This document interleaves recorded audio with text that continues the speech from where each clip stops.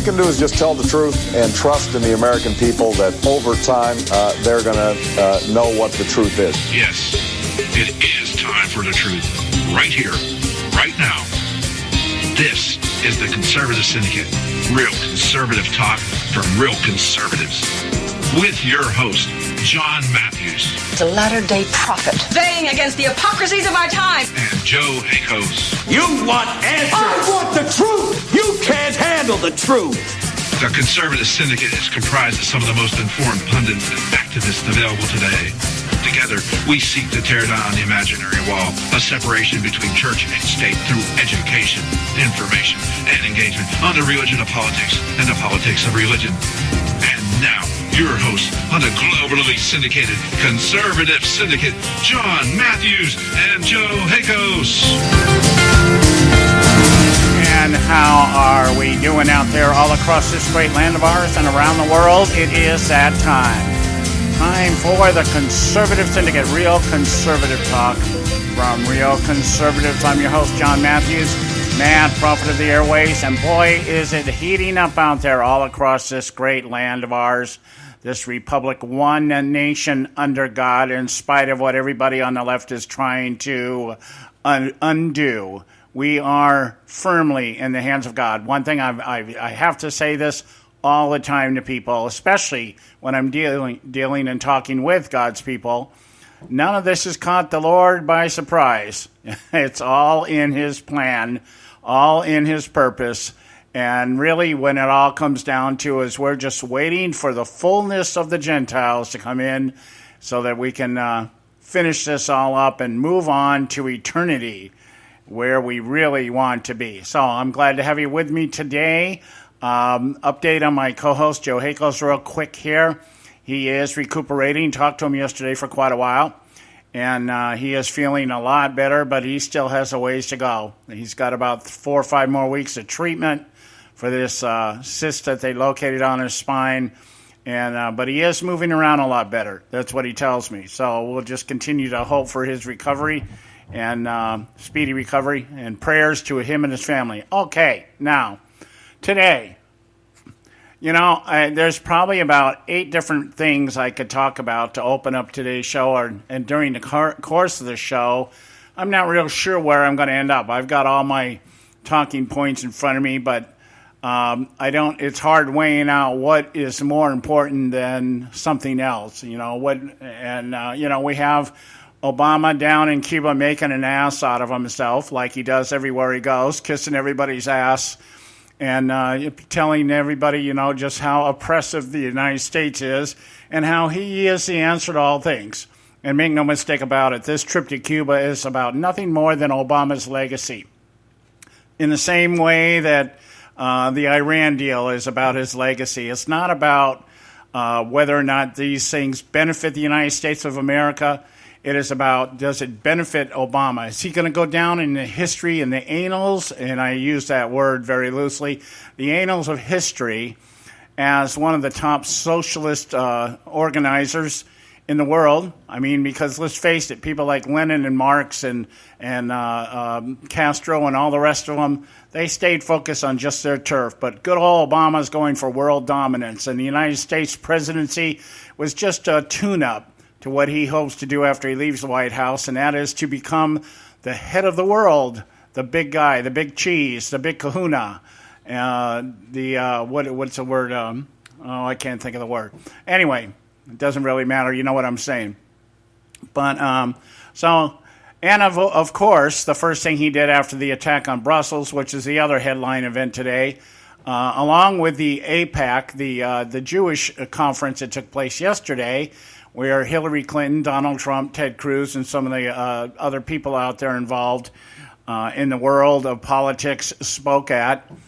And Obama, as soon as he gets done with this Brussels speech, we stand with our friends in solidarity and, let's all stand together and sing Kumbaya. And by the way, all you people out there on Facebook, make sure you cover your Facebook profile picture with the Brussels flag, because we don't want to discriminate against Paris or the homosexual movement. That's what it's all about. We solve the world's problems by covering our Facebook profile with the flag of whatever movement is hitting the headlines right now, and that just makes everybody feel so much better about the way the world is just going to hell in a handbasket. But at least we'll go in a blaze of glory kind of thing. Anyway, so Obama went out to a baseball game, and I guess the golf courses were closed, and so he went out to a baseball game instead. So we'll see how this plays out. But I just find it more than coincidence that every time Obama goes someplace abroad, whether Cuba, and the last time it was Paris, and it seems like every time he goes someplace, something like this happens. And I'm just beginning to wonder if it's more than coincidence that whenever he travels abroad, we find ourselves in the midst of some other crap that's going on somewhere else in the world. And I'm just wondering why that is the case. So anyway, enough of that. So we're going to talk about that maybe a little bit later. Not a whole lot, because these are the shiny objects that keep everybody's eyes off what's really happening here. I am going to talk a little bit about Obamacare today. You need to understand what's going on with Obamacare because this is going to become a very hot topic come general election time. And there's not a whole lot of good news with Obamacare. So they're out there spinning it like all get out to try to make it sound and good, like it's such a good deal for America, as they always have. We're going to talk again about the strategies of the establishment. We got two primaries going on today, Arizona and Utah. I don't know what the results are right now. Arizona's a little closer to us, so we might get some results here before we get off the air today. We'll see what happens. Utah's not too far away either, so let's see what happens there. But there's a lot of things going on with the establishment, and I'm going to keep harping on this until it gets into people's head. I want you to be able to, in the end, when people say something to you, you're able to look at them and respond off the top of your head that when we talk about the establishment, we're talking about the forces behind government, that drive government, that pay for government, that fund government, and this one thought should become the next word out of your mouth. The establishment doesn't care who wins what. They make money no matter the Republicans, the Democrats, the independents, the libertarians, whoever's in power, they make money. And that's all that's at risk here, and that's why Trump is a risk to them. He is one of them, and he is going to be in office, and apparently he's got just enough, if he's going to be in office, let me put it that way, he's got just enough gumption behind him to maybe just do some things that would damage the establishment. And we'll see how that all plays out. I'm not sure. We're talking about the DNC campaign if we get a chance to, Obama's nominee if we get a chance to.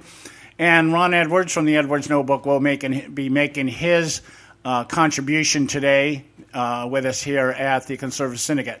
I want to do this, though. I'm going to start out this segment. I'm going to play a 2-minute and 30-second clip. This is off Jimmy Kimmel's show the other night. Some of you may have heard it already. But I want you, this just supports the Gruber theorem, which I talk about so often on this show. And that is the stupidity of the American voter. And the stupidity of the American voter is on full display as Jimmy Kimmel's people went out and asked them about the Supreme Court nominee that has been put up by Obama. Listen to this, and then we'll take a break, and then we'll get back and get into today's festivities. Here it is, Jimmy Kimmel. Hi, what's your name and where are you from? I'm Olga from Long Beach. Olga, this morning President Obama announced his nominee for Supreme Court Justice. How do you think Whitey Bulger will do as a Supreme Court Justice? I hope he can make it. I just hope. I know that the Republicans are going to attack him. I've seen that this morning. Do you think Whitey's criminal past will have an effect on his ability to get confirmed by the Senate, or it'll be okay? It'll be okay. We all do wrong. Well, this morning, President Obama announced his Supreme Court Justice nominee, straight out of England, George Harrison. How do you think he'll do? I think he'll do great. He has the most accomplishments of any Supreme Court nominee ever, from what I heard, 18 years. So I think he has the bones to do the job. Do you think Sammy Hagar is a good choice for Supreme Court Justice? I feel that the motions that he is for and the laws and things that he wants to change and everything like that, I think that he would be a good candidate for the role. What about his laws that no one can drive 55? Do you think that'll be sort of a hindrance, or? I think it's just depending on the person. Some things that people are for or people are against, it just depends on who actually is for or against in the society. I don't have a problem with it. What did you think when you heard that President Obama nominated L. Ron Hubbard to the Supreme Court? Are you excited? Yeah, I am. I thought it was a good choice because he's more Republican. I identify myself as a Republican, so I was pretty content with that choice. Do you think that replacing swearing on the Bible with an e-meter in the Supreme Court is a good idea to read people's statins before they testify? I would say yes, I do, just so that it's a thing as a national, and not everyone swears on the Bible and believes in that, so it's just more of a thing to keep it one. President Obama nominated Tyrion Lannister for Supreme Court Justice. Do you think that Tyrion Lannister will bring peace to all 7 kingdoms, or he'll be a divisive figure? I think he's going to be a divisive. Figure, yeah. I think so, because we can't, nowadays we have so much kingdoms, we'll say, and everybody's pulling for this kingdom, that kingdom, I don't want to call religion. So I think that it's going to be, we're going to see how it runs. We can't make a judgment right now. Even though he formed an alliance with Khaleesi, the mother of dragons. Right, yeah. But we can't say anything like this one. You can catch all our archives at theconservativesyndicate.net. The Conservative Syndicate. Real conservative talk from real conservatives. When our water heater broke down last month, it was a nightmare. It took 5 hours for the plumber to show up, and he charged us a couple of $100 just to come out. Then it cost another $1,800 to put in the new water heater. By the time it was all said and done, I felt like I'd been taken. But what else could I do? The smartest thing you can do is get a home warranty from American Residential Warranty. Their home warranties pay to repair or replace all your major appliances when they break, and they will break, and at the worst possible time. Call American Residential Warranty right now for free information on home warranties starting at just pennies a day. Don't wait for your refrigerator to stop running or your ceiling fans to stop turning. Call American Residential Warranty right now. Ask how you can save up to 50% on washer and dryer coverage. Just call 1-800-790-5960. That's 1-800-790-5960. Again, 1-800-790-5960. Call now. Prices are for base buildings only. May not be available in some areas.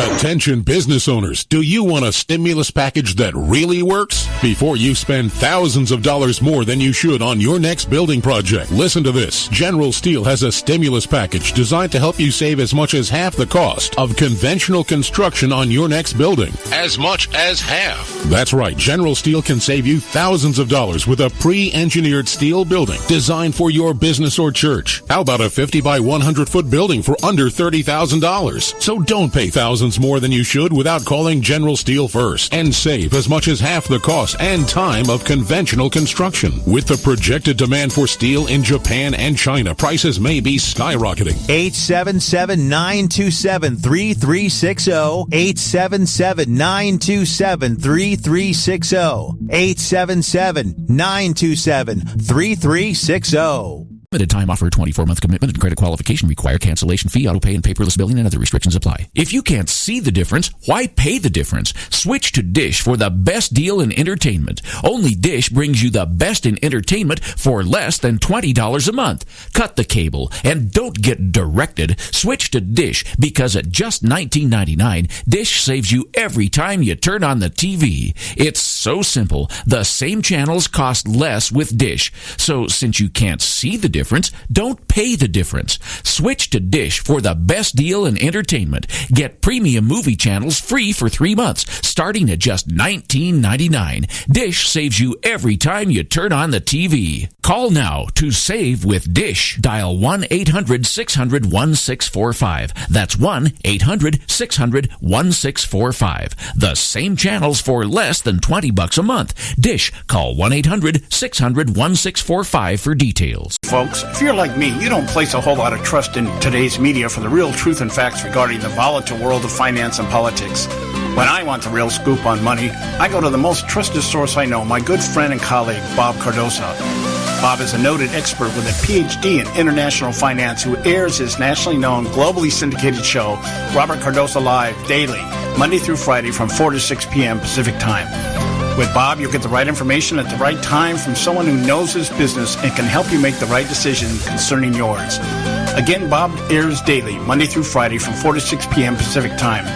Visit his website at robertcardosolive.com for information regarding stations and topics. That's robertcardosolive.com. Check Bob out. You'll be glad you did.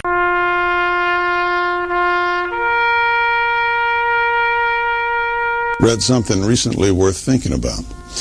It's the soldier, not the campus organizer, who's given us freedom to demonstrate. It's the soldier, not the reporter, who's given us freedom of the press. It's the soldier, not the poet, who's given us freedom of speech. It's the soldier who serves under the flag, who defends the protesters' right to burn the flag. Isn't it time now to demonstrate that we support our troops? Were it not for the brave, there'd be no land of the free. Fred Thompson's message was brought to you by citizensunited.org.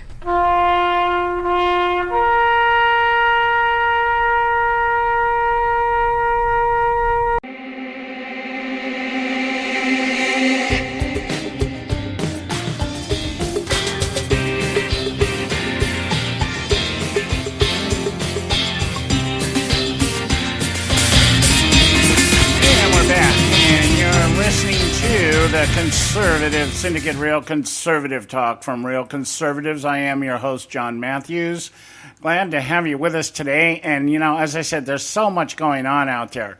There's some days I come in here into my studio here and I wonder, what am I going to actually talk about today? What is it I can actually say today that's different from what I might have said yesterday? And then there are days you walk in and go, oh, geez, how am I going to put all this into a show? Today is one of those days. How are we going to put this all together into a show? I'm not real sure at this point, but we're going to give it a damn good try. So anyway, what's going on here? I hope you enjoyed that little clip just before the break there. People not even understanding or knowing who the Supreme Court nominee is, but they've all got an opinion. I've got an opinion as to, and mostly all leftists are. I think one girl there describes herself as a Republican, and she seemed to be the dumbest of the lot. So that says a lot, too. In this day and age, it's idiocy is not nonpartisan. It is nonpartisan. It knows no culture, color, ideology, or theology, for that matter, at this point in time. And that's the way it is all going to work out anyway in the end. Our job here on the Conservative Syndicate is to just try to pull as many idiots into the realm of intelligence as we can before this whole thing just goes up in smoke. That's really what it is. I hear so many people talk about changing the world. The hell with the world. The world's going to hell, for crying out loud. It is going to hell, literally and figuratively. Our job is to take as many people out of this world with us when we leave and let it go up in smoke. That's my philosophy. That's my ideology. That's my motivation for what I do. And it's called the Great Commission. But, that's another topic for another day. I want to talk briefly about Obamacare because, this is one of these topics that just gets pushed to the side so often. I've done it. I can't tell you how many times I've had Obamacare on my talking point list, come into the show, think, I want to bring people up to snuff, bring them up to date on what's going on with this great universal health plan designed to take us all into single-payer, government-subsidized health insurance. And it always gets pushed aside by either the topic going off someplace else or we end up talking about other things that are happening immediately that people are more concerned with.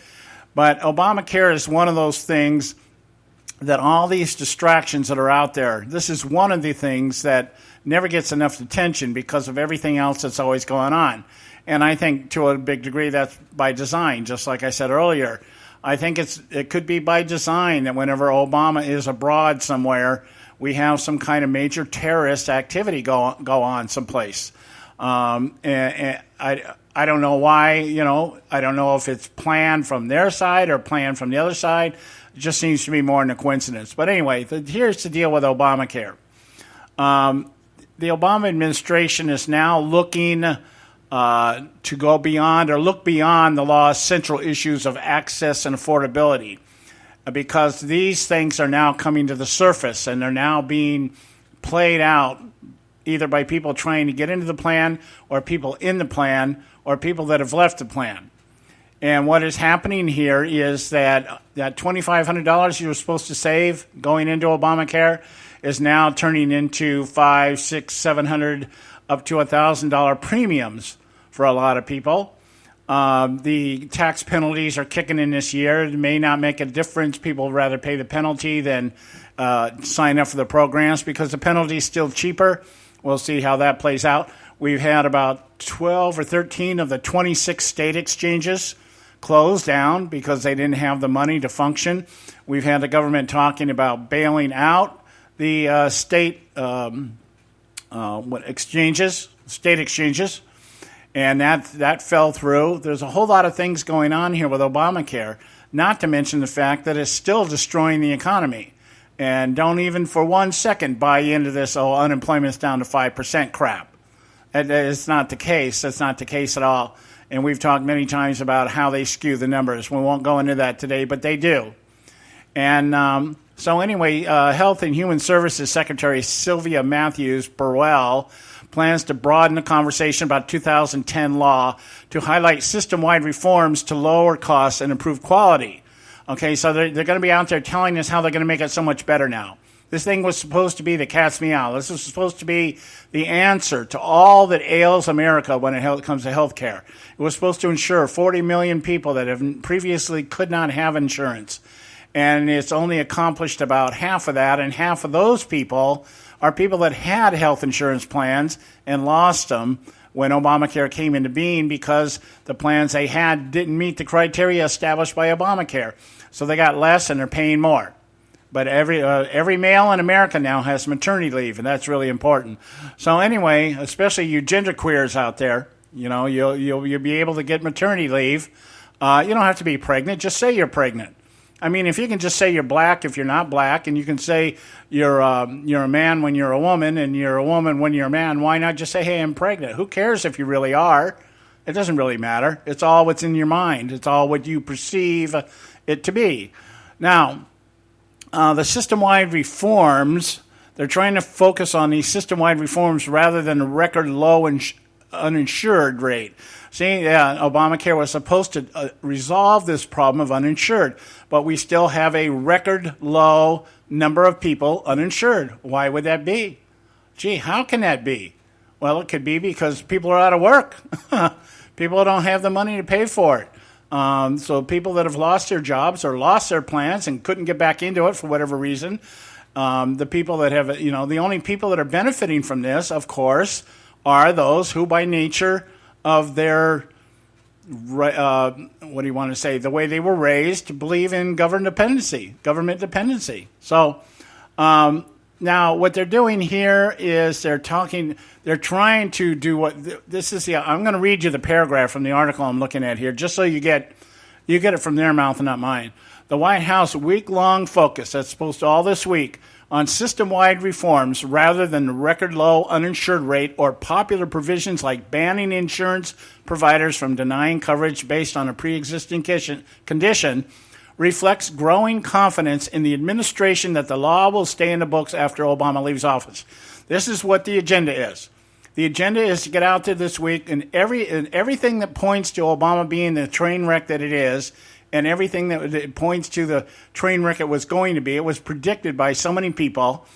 And now the object of the game is to continue to lie and dupe the American public into thinking that they're making more changes and it's going to be even better than it was before, for the sole purpose of establishing the narrative and the attitude and the opinion in America that Obamacare is good and that it will never be removed. This is the big argument. What are you going to replace Obamacare with?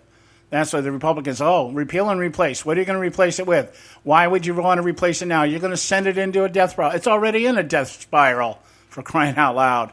So it's the narrative. The liberals just continue their talking points. You got to understand this about liberals. This is what they do. They continue their talking points even in the face of empirical and factual evidence that everything they're saying is a bunch of crap. That's what it's all about. It's just, we just continue to say it's good. We just continue to say it's great.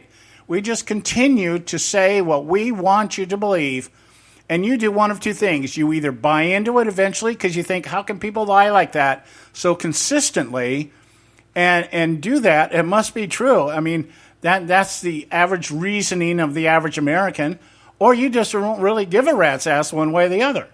You just like, okay, well, it doesn't make any difference to me one way or the other. I got my freebies, and it's better than what I had before because I didn't have anything before. And those who are suffering on the other end and were lost what they had, and then now they got to deal with this, they get sick and frustrated and tired of dealing with it, tired of talking about it, tired of hearing about it. So it's just, that's the way it is. You throw your hands up and you accept it. It's one of those two things. That's how the left always operates. They wear you down one way or the other. They play on your ignorance. They wear you down. And if you get too vocal about it, of course, they come after you. So anyway, all these reforms and everything, of course, we haven't heard what those reforms are. I haven't heard what they are right now. But the Burwell goes on to tell us that the healthcare law is here to stay. See, that's the imperative. That's the narrative. That's the objective. We want people to know that even after Barack Obama is out of office, Obamacare is here to stay because they know that if one of two candidates get in office here, Obamacare is going to come under attack. Now, to what degree that's going to affect health care, Cruz says he'll repeal it. Trump says he'll repeal it, but they both say they'll replace it. I'm not sure how it's going to go. If Kasich gets his brokered convention nomination, he wants to keep Obamacare because he likes the Medicare. That's the thing. Nothing's going to happen with him. Here's my point here. The establishment doesn't care one way or the other on either side of the political aisle whether Obamacare stays or goes.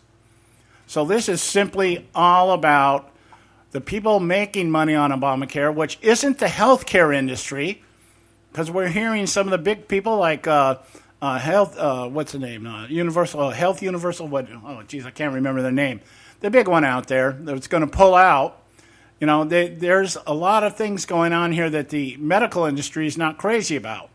What the medical industry, I think, is afraid of is having to reform once again, having to renovate once again, having to start over,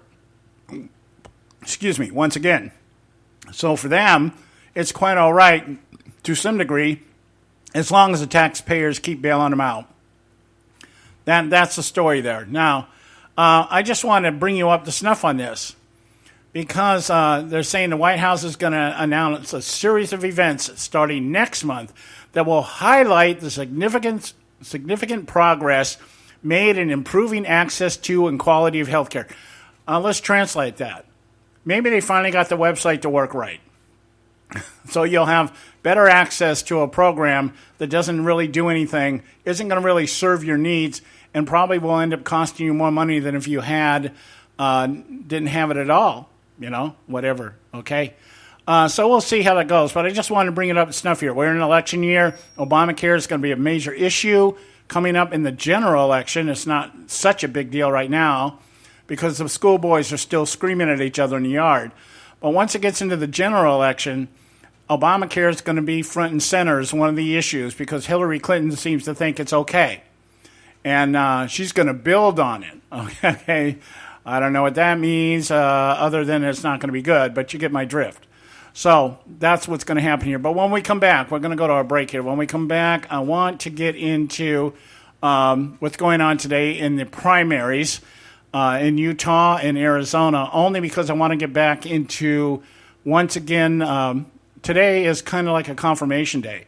We've spent the whole last week talking about the establishment, what they're going to do, why it is so important that Donald Trump not be the nominee. And I'm going to give you some stuff today, confirmation from mainstream media of everything that we've been saying. And then once again, they're just catching up with us. So stay with us right here at the Conservative Syndicate. Don't go away. We got a lot for you. We'll be right back. You can catch all our archives at theconservativesyndicate.net. The Conservative Syndicate. Real conservative talk from real conservatives.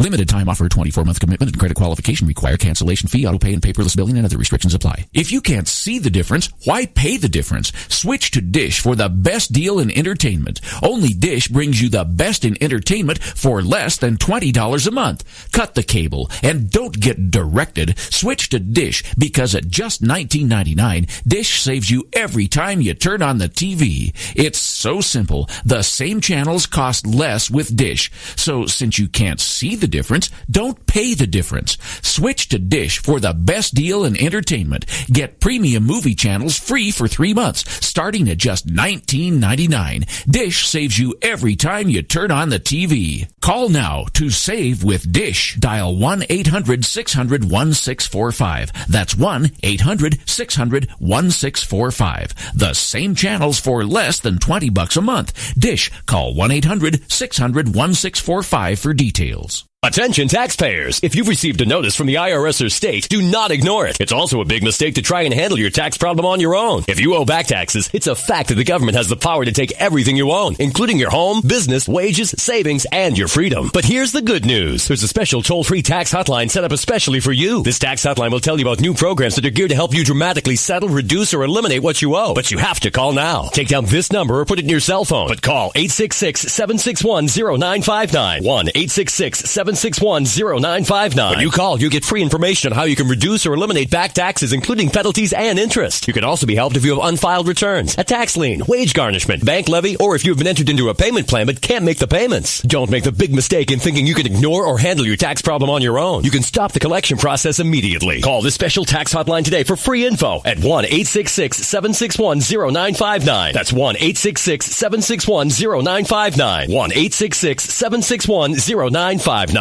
Term life insurance. It can be a powerful way to protect your assets and your family. You work hard to earn and save your money to build a nest egg for the future. Don't let it get wiped out because you didn't plan ahead. Take the time now and make a small investment in $500,000 or more in quality term life insurance. Call the Term Lifeline and let us shop the best companies to give you the lowest rates. We specialize in policies of $500,000 and above. Ask about some of our 10 and 20-year fixed-rate plans with guaranteed rates. Call the Term Lifeline right now for your free insurance quote. 800-870-3609. 800-870-3609. You owe it to yourself to protect your family and your assets. Make term life insurance part of that plan. Call the Term Lifeline right now. 800-870-3609. 800-870-3609. Folks, if you're like me, you don't place a whole lot of trust in today's media for the real truth and facts regarding the volatile world of finance and politics.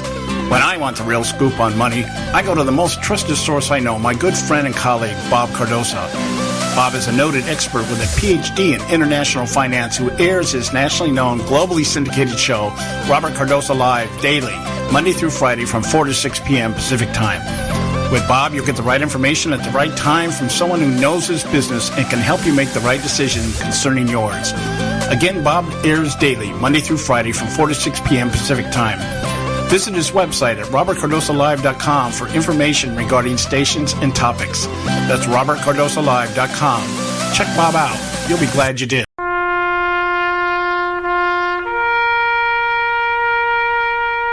Read something recently worth thinking about. It's the soldier, not the campus organizer, who's given us freedom to demonstrate. It's the soldier, not the reporter, who's given us freedom of the press. It's the soldier, not the poet, who's given us freedom of speech. It's the soldier who serves under the flag, who defends the protesters' right to burn the flag. Isn't it time now to demonstrate that we support our troops? Were it not for the brave, there'd be no land of the free. Fred Thompson's message was brought to you by citizensunited.org.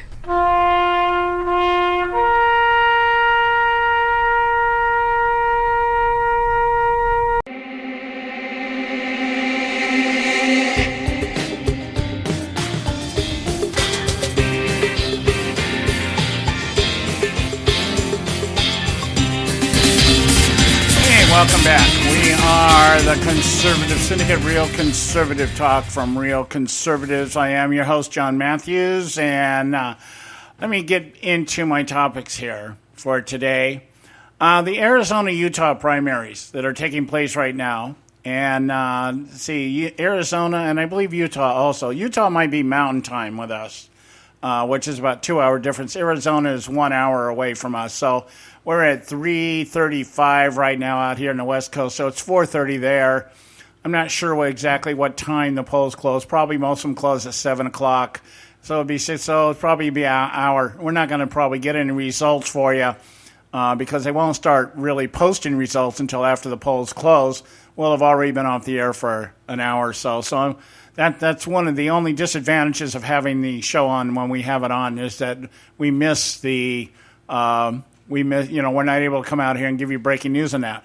But I can give you a lot of speculation and a lot of talk about what's going on out here.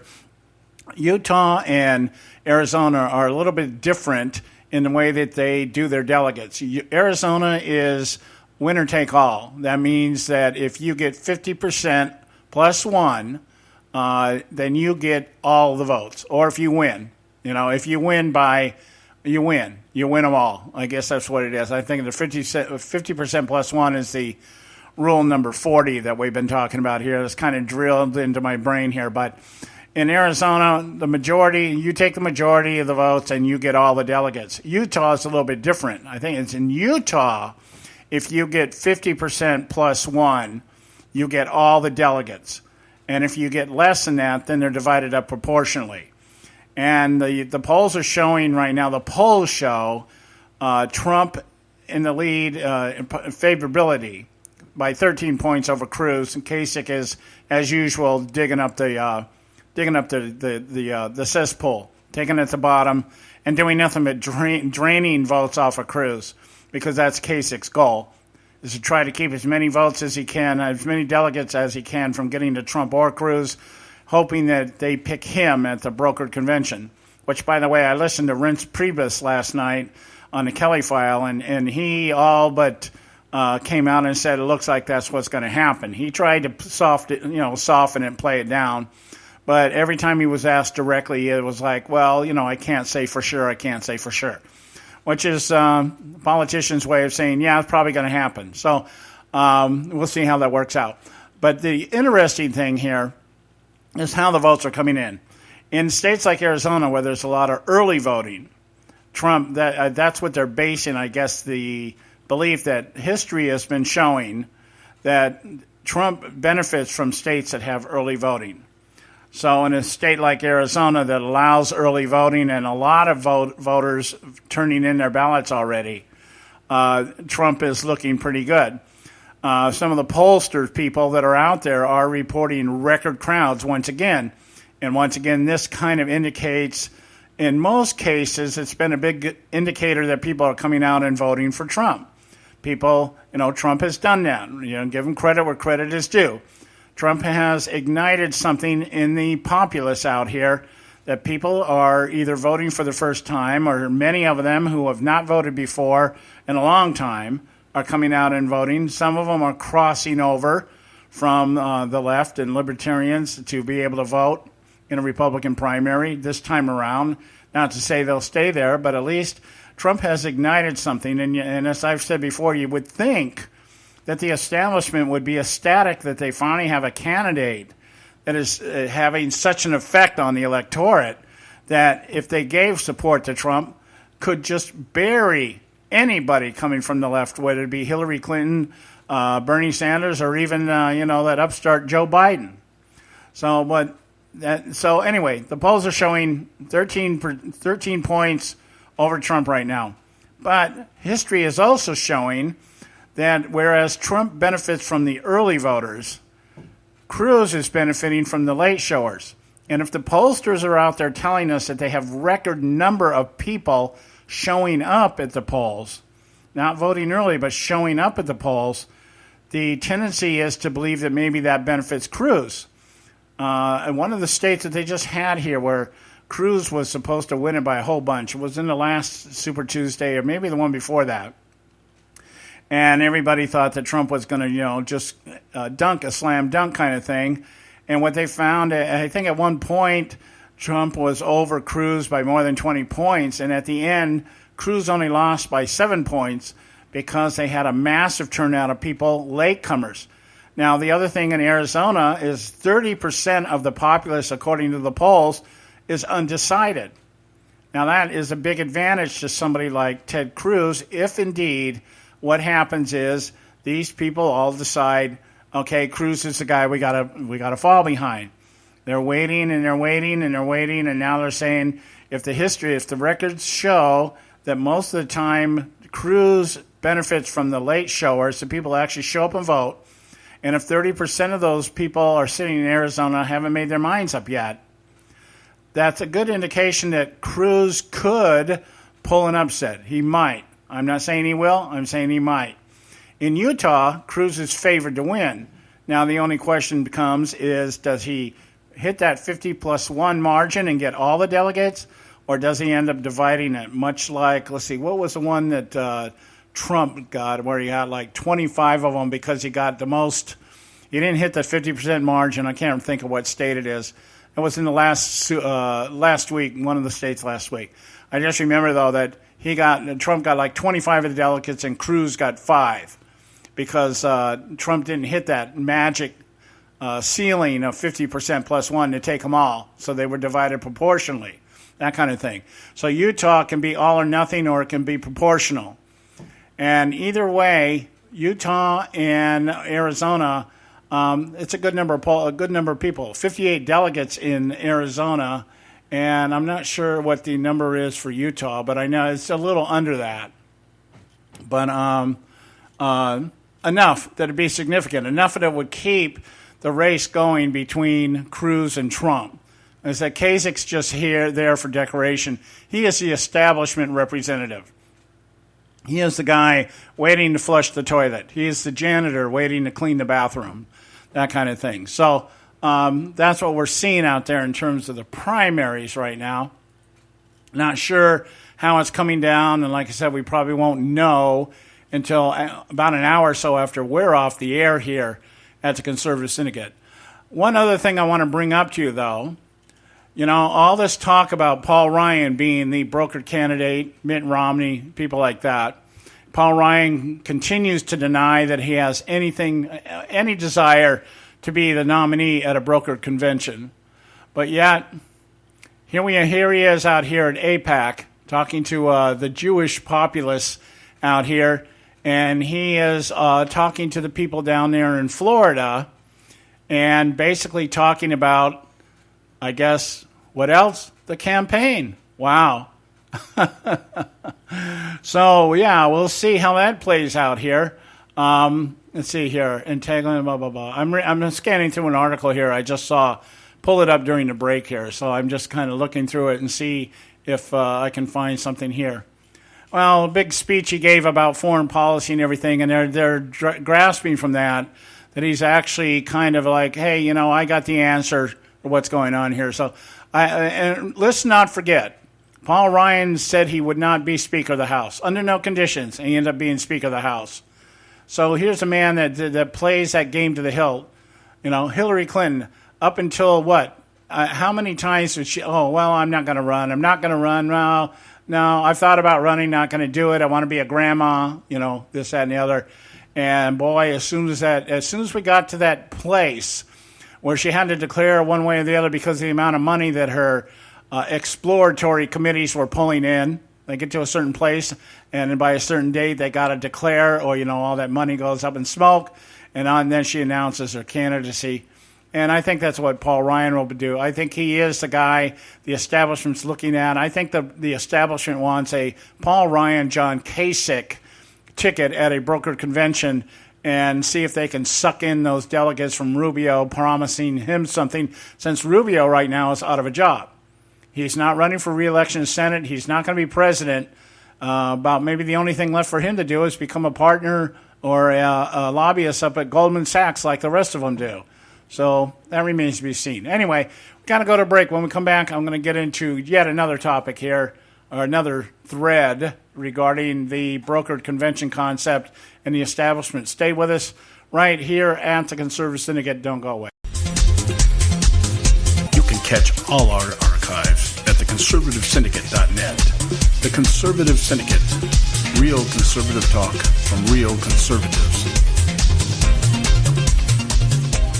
Term life insurance. It can be a powerful way to protect your assets and your family. You work hard to earn and save your money to build a nest egg for the future. Don't let it get wiped out because you didn't plan ahead. Take the time now and make a small investment in $500,000 or more in quality term life insurance. Call the Term Lifeline and let us shop the best companies to give you the lowest rates. We specialize in policies of $500,000 and above. Ask about some of our 10 and 20-year fixed rate plans with guaranteed rates. Call the Term Lifeline right now for your free insurance quote. 800-870-3609. 800-870-3609. You owe it to yourself to protect your family and your assets. Make term life insurance part of that plan. Call the Term Lifeline right now. 800-870-3609. 800-870-3609.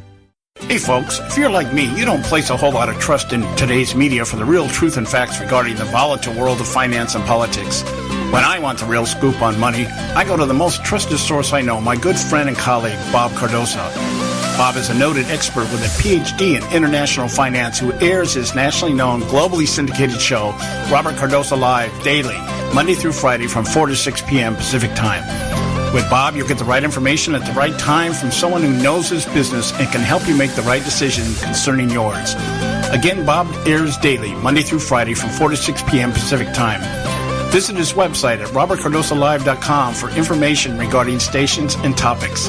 That's robertcardosolive.com. Check Bob out. You'll be glad you did.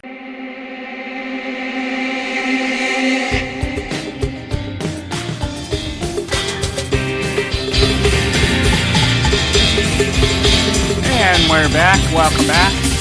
The Conservative Syndicate. Real conservative talk from real conservatives. I am your host, John Matthews, Mad Prophet of the Airways. Just to kind of tie in the loose ends here, as I was scanning the article on Paul Ryan speaking at the IPAC down there in Florida, you know, all those people down there that they always have all the problems with voting and ballots and everything else, the Chad seekers, the shape shifters, and Ryan's speech on Israel is what's giving people pause now that he was actually campaigning down in Florida for the purpose of becoming the nominee at a brokered convention in July for the Republican Party. The establishment and everybody else involved in the establishment or with the establishment or funded by the establishment or controlled by the establishment are hell-bent on keeping Donald Trump or Ted Cruz from getting the nomination. Ted Cruz, obviously, because then they'd have to actually either govern or expose them for the leftists they really are, and Donald Trump because, one, he would be one of them standing at the podium, and he knows the game. See, there's always a threat when the person that you're opposing knows what you really are. And, it's called blackmail, and I don't think Trump would be above that. You know, he's made enough money. He's out there, he is who he is. He is what do you want to call it, the guy that lives in the parallel universe of Barack Obama, but both of them are narcissistic. So anything could happen. And he would be able to use that bully pulpit because who knows better than Donald Trump how to play politics? Don't doubt me. Don't doubt me. Donald Trump knows politics. He's been buying them for decades. Now, back to the establishment here. I got an article here. This caught my eye, and I wanted to share this with you before we close the first hour up here. Now, Judge Deneen. Now, I don't know who this Judge Deneen is. I know she's some kind of commentator on Fox News, kind of like Judge Napolitano. I think they're people that at one time were or may still be involved in law, that kind of thing. And that being the case, then they're asked for their expertise on certain issues. So, listen to this. Judge Deneen's opening statement. This was a couple days ago. And I'm just going to read you a couple of the paragraphs here.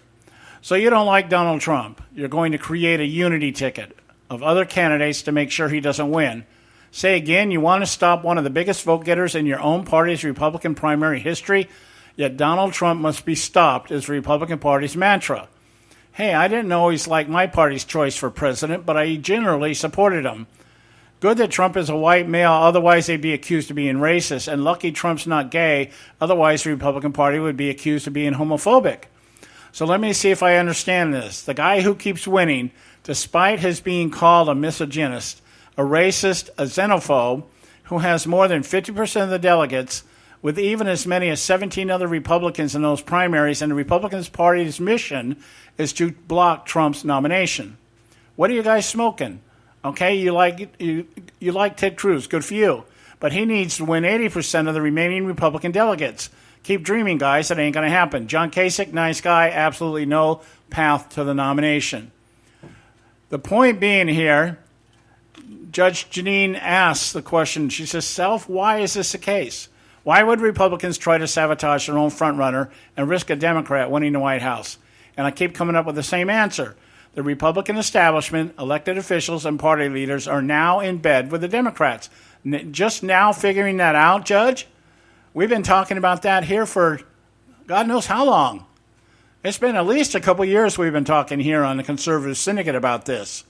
The fact that there is no difference between the Democrat and the Republican Party. Period. It's just a matter of how it's packaged and what the agenda is. The Republicans' agenda is to what? Keep their wealth and power. The Democrats' agenda is to steal that wealth and power for their own use, for their own purpose, so that they can become Republicans. And the only way you become a Republican is you make the Republicans become Democrats. That's how it works, okay? So anyway, I thought that was worth mentioning. We've been talking about this, how the establishment is the establishment and who they are, what they want.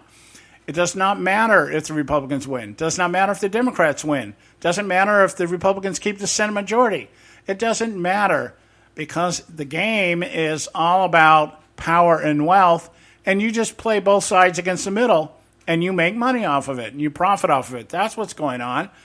So Trump must be some kind of threat. He must be some kind of threat. I'm not endorsing Trump.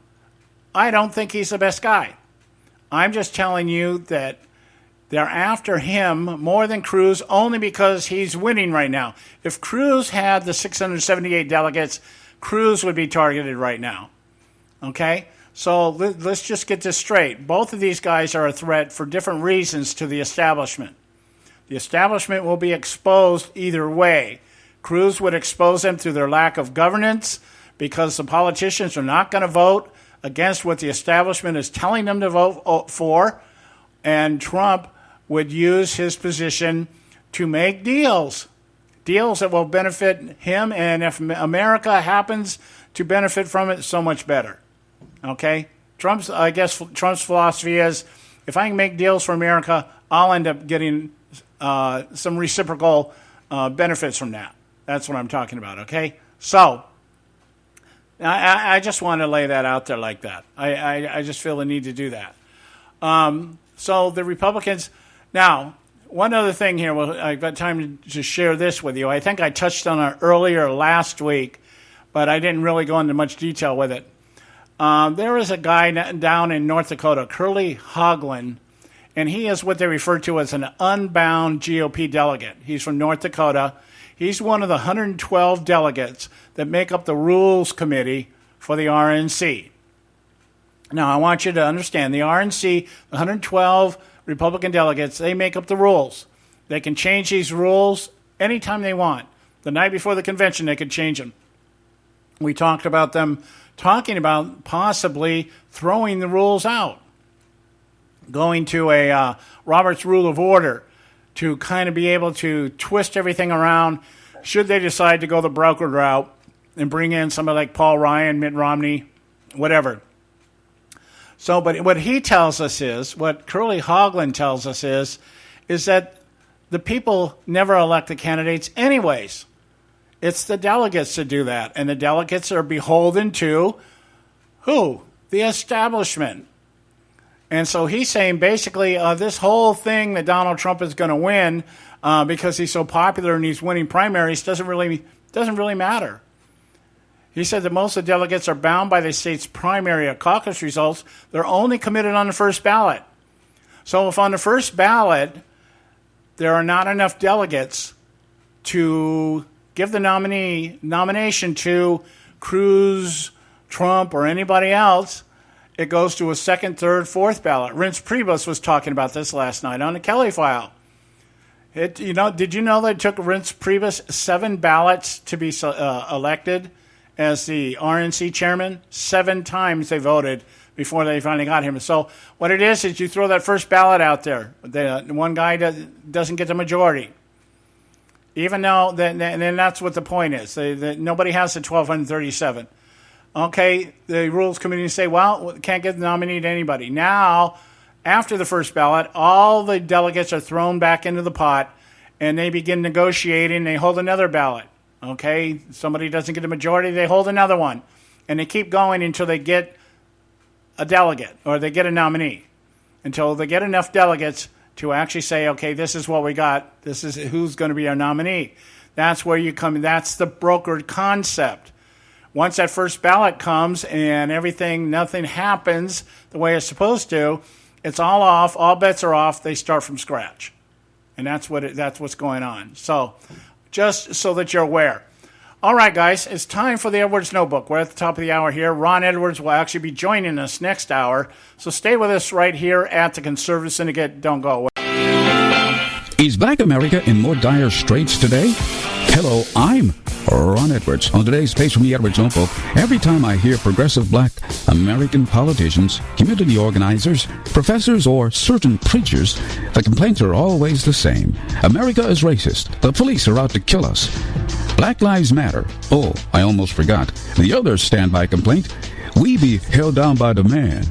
Unfortunately, the legions of Black American government school victims are hardwired for duty in the army of progressive destruction of American society.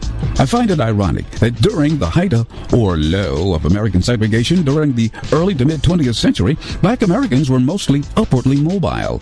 They didn't sit around seeking to live off the government handouts or beg to be allowed into white-owned or dominated establishments, at least until the civil or bastardized rights movement. Segregation was seen as something to overcome.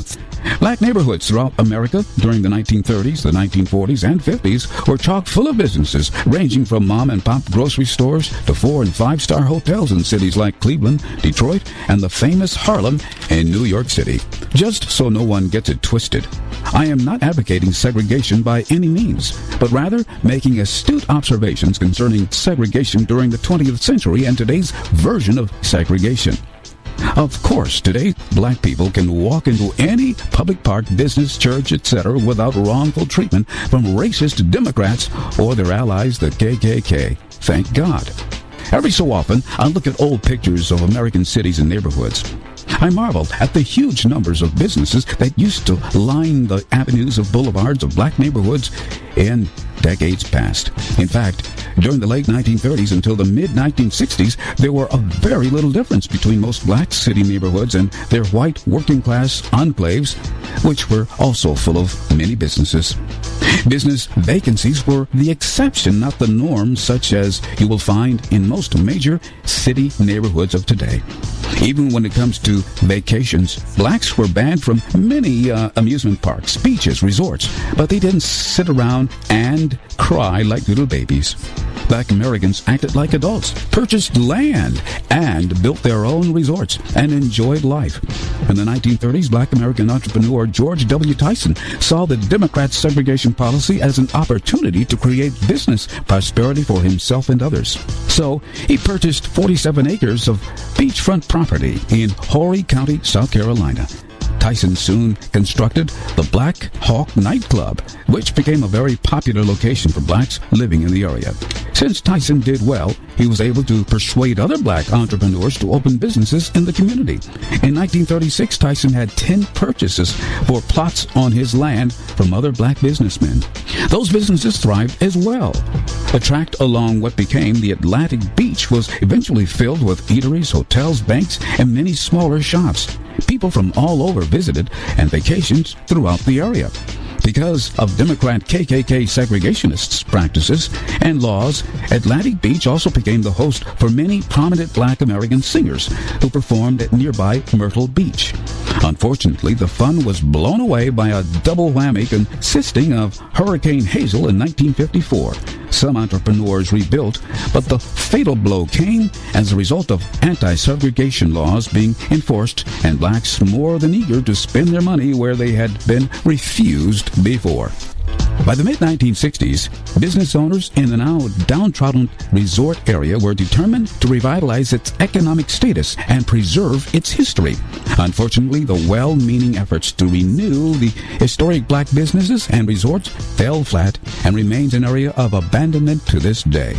That scenario was repeated throughout the Republic because, unlike other ethnic groups, blacks were persuaded through the civil rights, or as my dad called it, the bastardized rights movement, to relinquish economic pursuits for socialist, liberal-oriented politics. A comparative few black Americans have succeeded in the political and community activist class, which has steered the American black community into a bitter anti-free market mentality.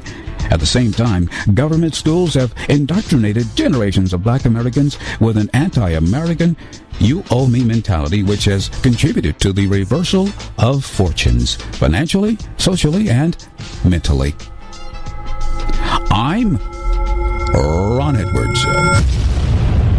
Blowing away the myths and revealing the truth with Ron Edwards on Facebook, Twitter, and theronedwards.com. You can catch all our archives at theconservativesyndicate.net. The Conservative Syndicate. Real conservative talk from real conservatives.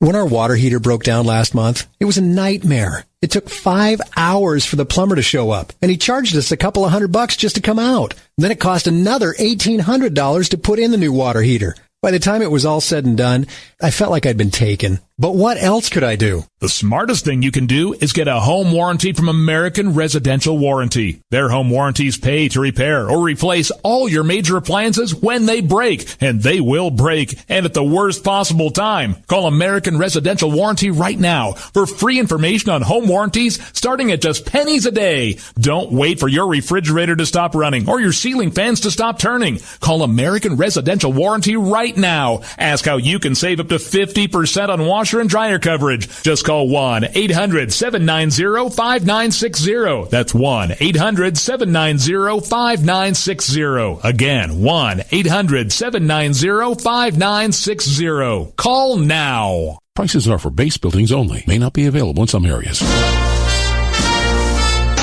Attention business owners, do you want a stimulus package that really works? Before you spend thousands of dollars more than you should on your next building project, listen to this. General Steel has a stimulus package designed to help you save as much as half the cost of conventional construction on your next building. As much as half. That's right, General Steel can save you thousands of dollars with a pre-engineered steel building designed for your business or church. How about a 50 by 100 foot building for under $30,000? So don't pay thousands more than you should without calling General Steel first and save as much as half the cost and time of conventional construction. With the projected demand for steel in Japan and China, prices may be skyrocketing. 877-927-3360. 877-927-3360. 877-927-3360. Folks, if you're like me, you don't place a whole lot of trust in today's media for the real truth and facts regarding the volatile world of finance and politics. When I want the real scoop on money, I go to the most trusted source I know, my good friend and colleague, Bob Cardoso. Bob is a noted expert with a PhD in international finance who airs his nationally known, globally syndicated show, Robert Cardoso Live, daily, Monday through Friday from 4 to 6 p.m. Pacific Time. With Bob, you'll get the right information at the right time from someone who knows his business and can help you make the right decision concerning yours. Again, Bob airs daily, Monday through Friday from 4 to 6 p.m. Pacific Time. Visit his website at robertcardosalive.com for information regarding stations and topics. That's robertcardosalive.com. Check Bob out. You'll be glad you did.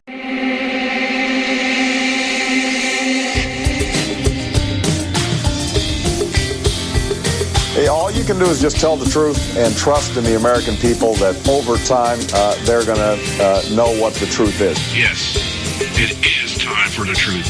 Right here, right now. This is the Conservative Syndicate. Real conservative talk from real conservatives.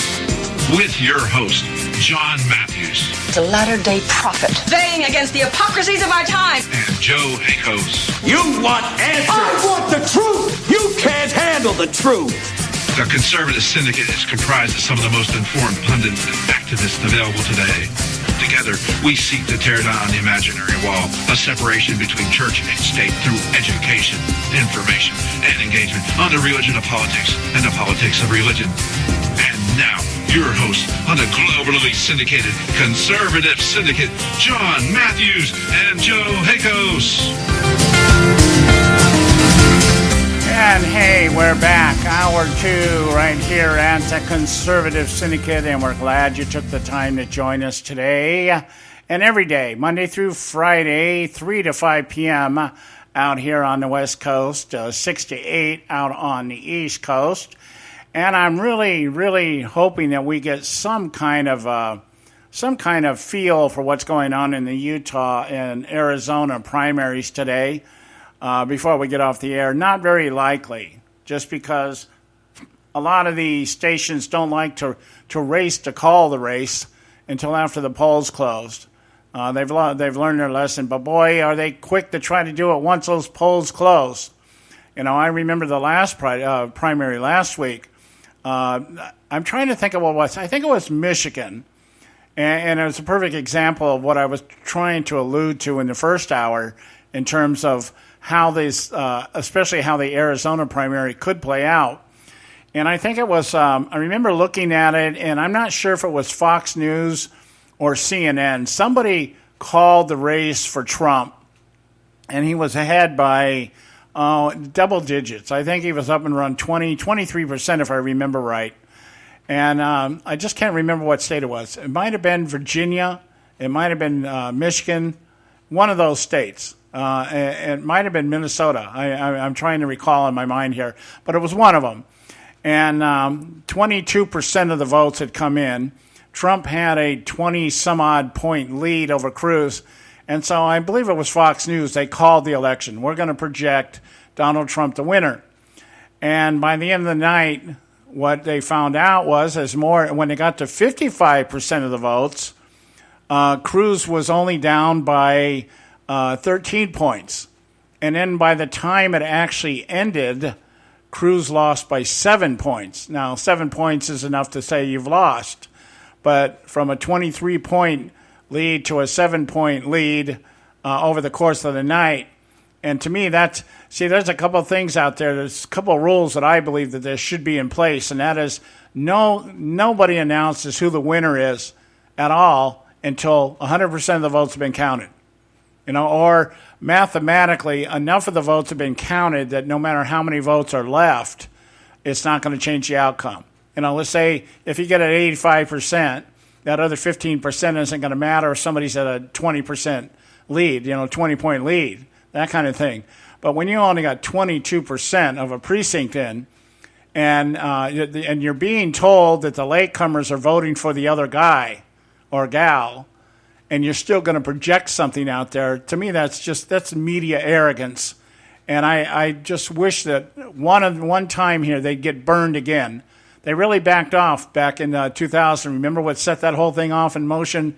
Florida was the deciding state. Somebody said, oh, well, the exit polls show Gore was going to win or something like that. And then they turned around and they said, yeah, okay, well, we're going to project Gore. And it turned out that it was Bush, and that kind of thing. So I just wish the media would get burned more, because I don't know what the rush is. Why do you have to be the first one to project something? Why can't you be the first one to get it right? And get it right when you know exactly what's going to be going on and when you actually know what the outcome is going to be. beyond the mathematical presumptions. Boy, I got some weird burping throats and stuff today in my throat. Keeps wanting acid reflux, I guess. So anyway, all right. So, I just wanted to say that. I felt like the need to put that out there. As I said here, this guy out here in North Dakota, Curly Hoagland, who says basically it is the delegates that determine who the nominee is going to be. And it's going to be kind of weird how this works out. Now, tomorrow, I do want to announce this. We're in a short segment here, so I'm just going to do this. Tomorrow, we're going to have a guest with us. I've got a person coming on, somebody I just met here, over from Red State Radio, Donna Fudicia. And she is one of the co-producers over at Red State Radio.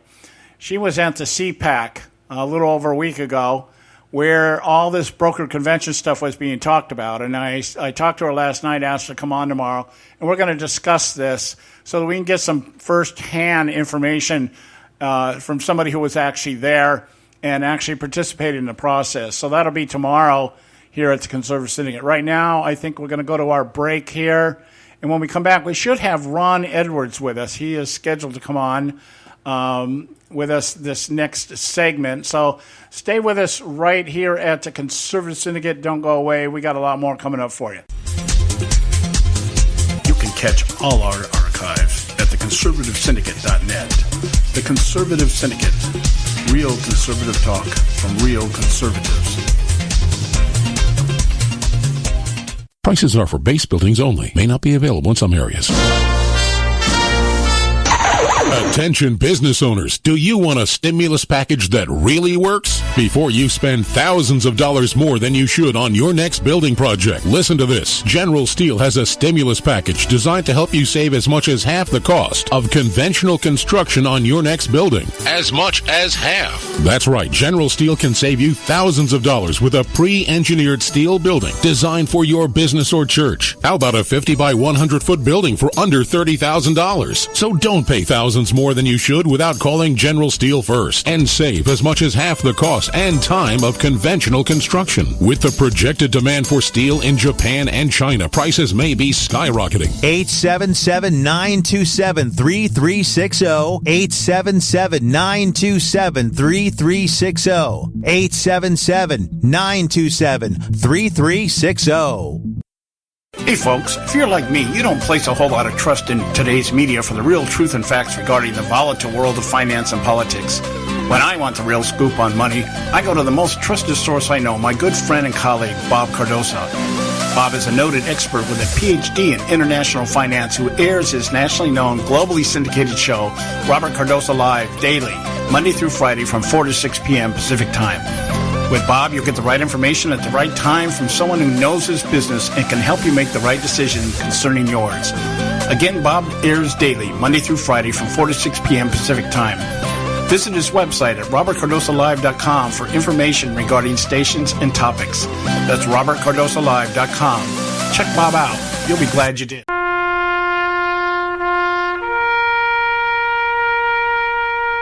Read something recently worth thinking about. It's the soldier, not the campus organizer, who's given us freedom to demonstrate. It's the soldier, not the reporter, who's given us freedom of the press. It's the soldier, not the poet, who's given us freedom of speech. It's the soldier who serves under the flag, who defends the protesters' right to burn the flag.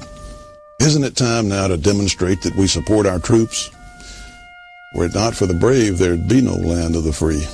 Fred Thompson's message was brought to you by citizensunited.org.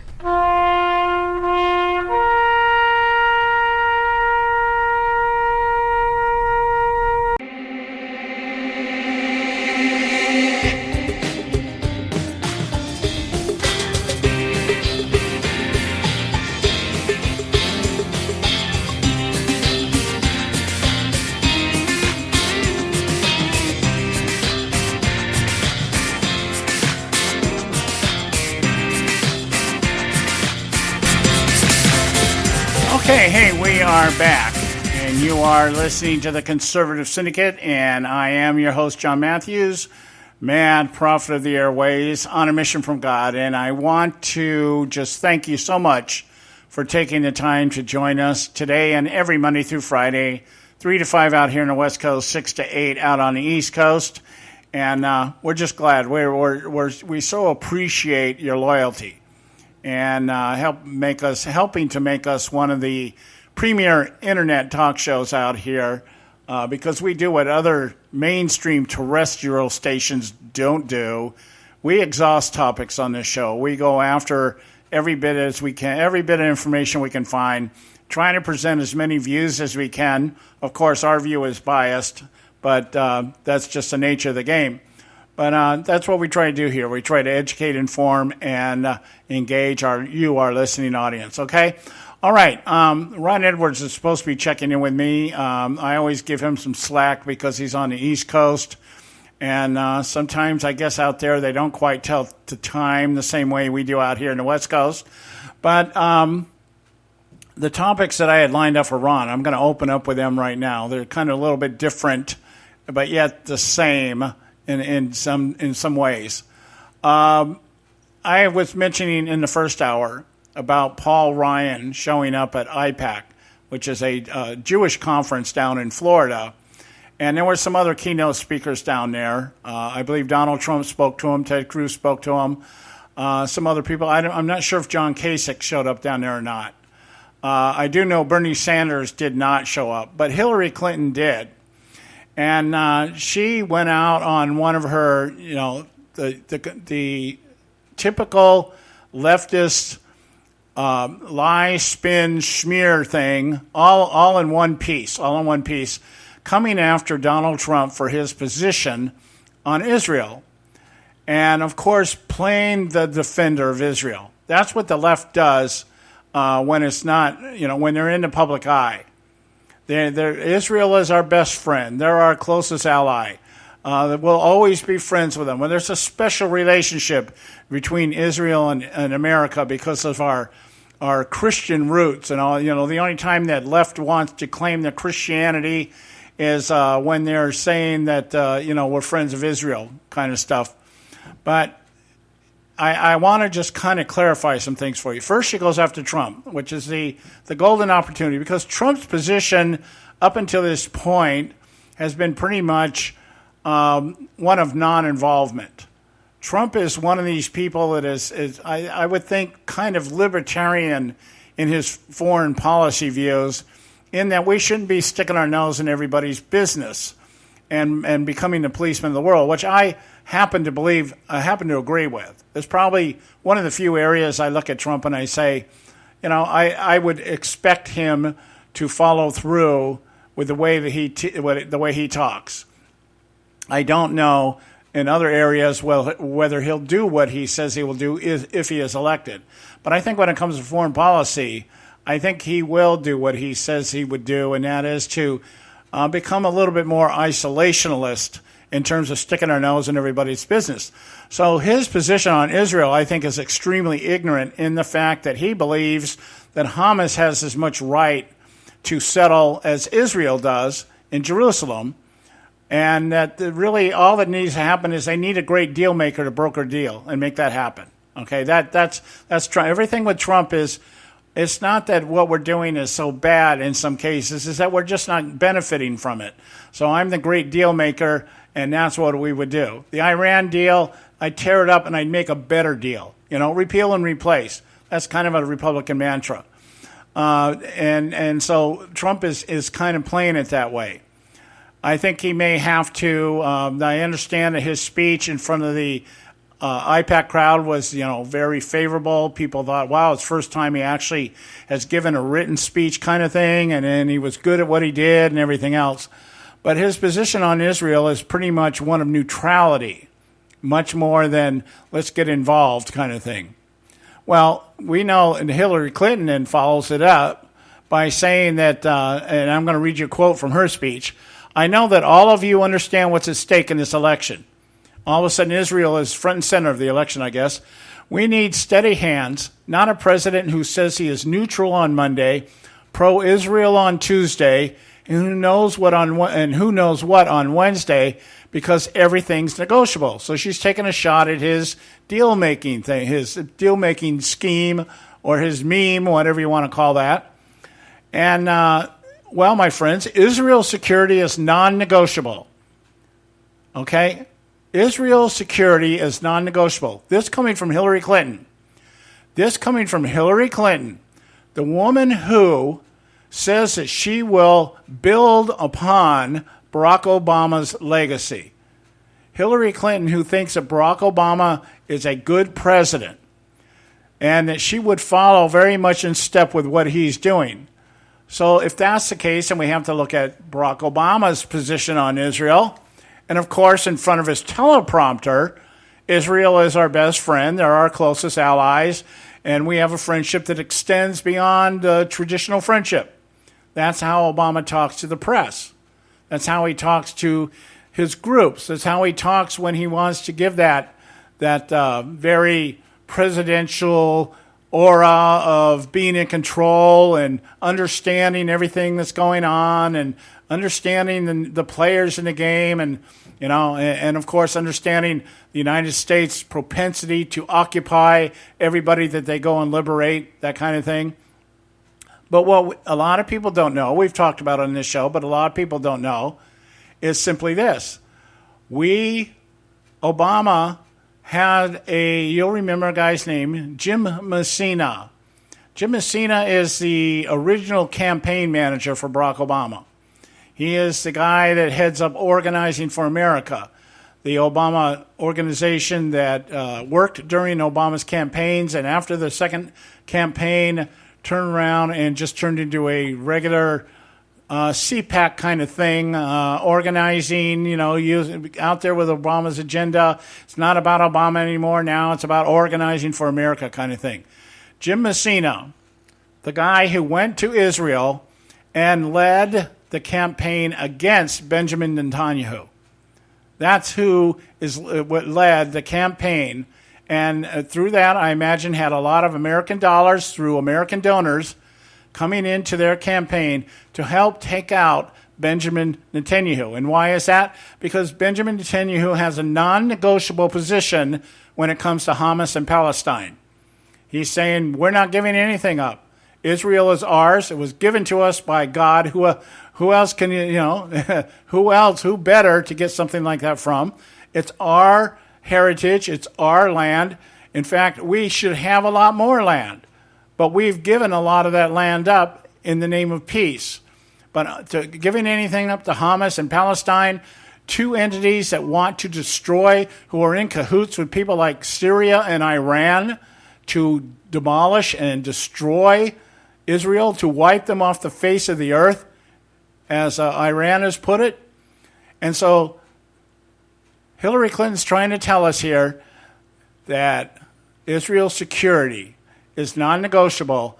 She'll carry on in Obama's footsteps, and Obama is as anti-Israel as you can get.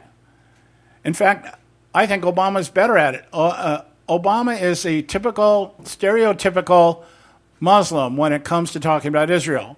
Lie to your face and justify it because, after all, infidels are just dogs and we can lie to them anyways. It doesn't make any difference. They're not even human. That's the attitude, that is the philosophy and the ideology of a Muslim. So anything that's coming out of his mouth is just like everything else. See, why do you think Obama can lie to America so much? How he does it so convincingly and seemingly seamlessly without a sweat on his brow.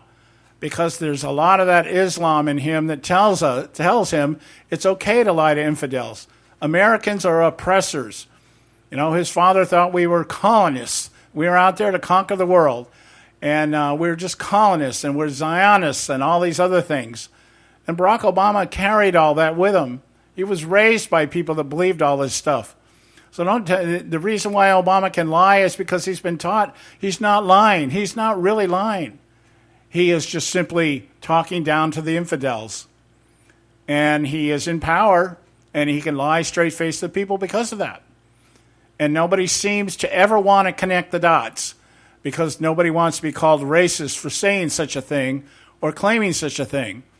But the point I'm getting at here as far as Israel goes, Hillary's out there courting the vote down in Florida, and I assume the rest of the nation, and she's telling the Jewish community, Israel, their security is non-negotiable. We will always protect Israel. We'll always be their friends. And by the way, I'm going to carry on in Obama's footsteps to make sure that you're protected and you remain our friends. And never bothers to mention, nor does the media or anybody else, that it is Obama's campaign people, the very people that ran Barack Obama's campaigns, are the very people that were down in Israel trying to unseat Benjamin Netanyahu with what? With somebody more favorable to their agenda, which is to allow Palestine to occupy Jerusalem in a settlement, to move the borders back to 1967 and recognize Palestine as a separate state. That's what is going on there. So that's what's going on with the Hillary Clinton thing down in the Jewish seminar, or the Jewish convention down there in Florida. Here's another thing along that line. I don't know how many of you are aware of the deal that went on down in Georgia here just in the last week or so, the Religious Liberty Bill. And this is something that was passed down in Georgia. It's similar to the Religious Freedom Restoration Act that came out of Indiana. You remember that came out, and at that time, Mike Pence, who was the governor of Indiana, walked it back because he was taking a lot of heat about it. There was talk that he was going to be one of the GOP candidates, and I think this Religious Freedom Restoration Act knocked him out of the running when it came to him being considered a nominee. I'm not sure. I don't remember what happened, whether he actually signed the bill and then tried to walk it back or vetoed the bill or whatever. I think he signed the bill and then started getting all kinds of heat for it. And it ended up, they just, okay, you're not the guy we want to represent because this is so anti-Muslim. That's when the fervor was really building up about being anti-Muslim if you did anything to protect Christianity, because that was the distraction. It wasn't that we're trying to suppress or oppress Christianity so that we can advance our socialistic, Marxist, democratic, populist views on things like immigration, same-sex marriage, and what's the other one? Abortion, that kind of thing. So anyway, you remember in Indiana, the Religious Freedom Restoration Act put a pizza maker in the news. And then when her and her dad fought to keep the restaurants open because they wouldn't sell pizza, I guess it was they wouldn't sell pizza to homosexual for a homosexual party or something like that. Not that they wouldn't sell to homosexual customers. It was something to do with catering a party, to very much like the baker in Oregon. Didn't want to make a cake for a homosexual wedding. And there was a whole bunch of stuff that went on. So House Bill 757, which passed in Georgia, that was last Wednesday night, would allow pastors to refuse to marry same-sex couples and permit churches, religious schools to refuse to host events for anyone who doesn't share their beliefs, and allow faith-based employers to deny hiring someone for the same reason. So what happened here is, of course, all the activists came out, and they're upset that churches don't want to perform homosexual weddings. They don't want churches to be allowed to refuse to host events for anyone in the homosexual community. For the life of me, I cannot figure out why. If somebody, it kind of is the same thing with this Islam thing. It's kind of the same mentality. Why do you want to force somebody to like you? Why do you want to force somebody to accept you when all you need to do is just hang out with those that do accept you? Can't you start your own homosexual church? I mean, it's all over the place. God, go to an Episcopalian church or something. They'll marry you. But you want to be able to walk into some fundamental Baptist church or an evangelical church and say, you guys have to marry me because my freedom is more important than your freedom. Your freedom violates my freedom. I want to be married in the church in front of God when God is up there closing his eyes and probably going, oh boy, have you just made a major mistake in your life? And you want to, you're going to Getting married in a church that doesn't want to do your wedding, is that somehow put you in better light with God? I don't understand how that works. I don't understand why people want to do it, except that it helps alleviate the guilt of knowing what you're doing is wrong. If you can get the very establishment that reminds you that what you're doing is wrong to go along and cooperate with you, therefore rationalizing and justifying what you're doing. And if you don't go along with it, then you're hypocritical. There you go. There's the argument. It's all about alleviating guilt and conviction for doing something inherently you know is wrong in the eyes of God. So you're going to stand in God face to face and spit in his face and force his people to acknowledge who you are and what you've chosen to do that's in contradiction to what he has established as natural order. It's time right now for the Moments of Madness. We'll be right back. Stay with us. Don't go away. Today on Moments of Madness.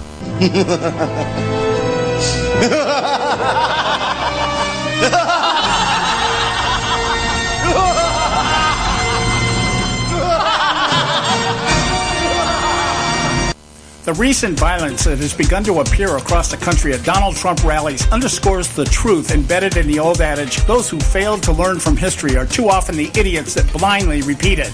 Beginning with the removal of Black Lives Matter activists in Georgia, who may have, in all fairness, just wanted to stand silently in protest during Trump's speech, to the sucker punching of a protester being removed for disrupting Trump's speech in North Carolina by a Willie Nelson-looking cowboy, to the 37 arrests for assault, including a very bloody protester in St. Louis, to the nearly riotous outburst in Chicago that led to the hospitalization of several attendees, among them a MoveOn.org organizer. These series of incidences resurrect for those of us older to remember the 1968 Democratic National Convention. The 68 Democratic Convention was a brokered convention brought about by Lyndon Johnson declining to run for re-election, along with the assassinations of Martin Luther King Jr. and Robert Kennedy within a month of each other. Kennedy was running a close second to then Vice President Hubert Humphrey, who had garnered establishment delegates outside traditional primary protocol. Humphrey was the establishment choice.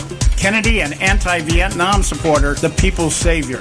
Also present at the 68 convention was the anti-establishment movement Youth International Party, known as YIPPY, led by Abby Hoffman and Jerry Rubin, and the National Mobilization Committee to End the War in Vietnam, called MOBI, led by David Dellinger. Over the course of 4 days, violence routinely erupted on the streets of Chicago, resulting in 589 arrests, 119 and 100 injuries to police and protesters, respectively, and the death of a 17-year-old stopped for a curfew violation who pulled a weapon and fired upon officers. Here's the madness. Parallels between the 68 convention and what we see playing out today are more than eerie.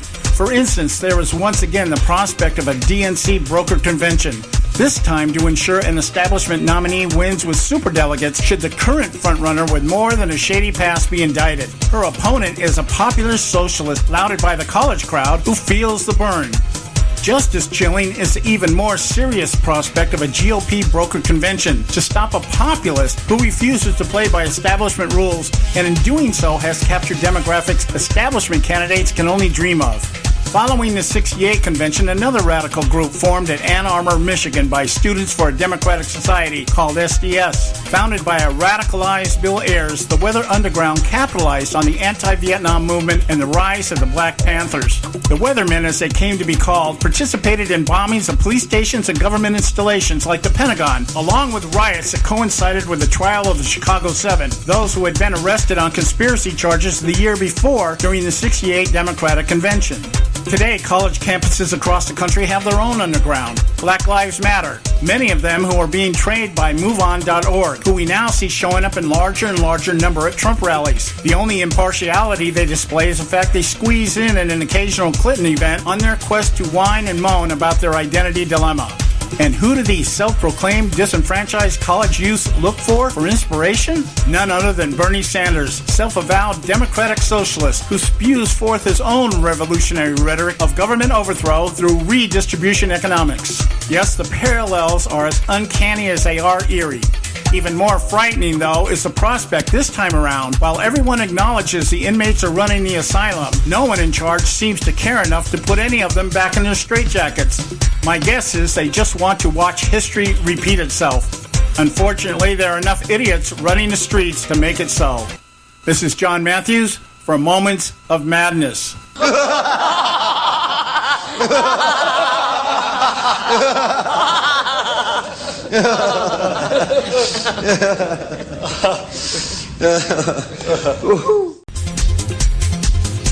can catch all our archives at theconservativesyndicate.net. The Conservative Syndicate. Real conservative talk from real conservatives. Prices are for base buildings only. May not be available in some areas.